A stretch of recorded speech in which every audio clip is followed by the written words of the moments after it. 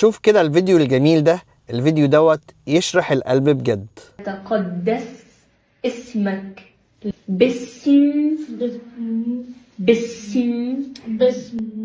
الفيديو ده ناس كتيرة بتتكلم عنه دلوقتي في مصر. بصراحة الدكتورة اللي بتعلم التخاطب ديت إنسانة رائعة، بتعمل حاجة رهيبة، حاجة عظيمة جدا. بتعلم شخص عنده مشكلة في التخاطب إزاي يقول الحاجات الدينية الخاصة بيه، سواء بقى كنت مسلم مسيحي أي ديانة مش مشكلة. أنت بتعلم واحد، بتديله الطريق إنه يوصل إن هو يتعامل بالحاجات الدينية الخاصة بيه هو شخصيا.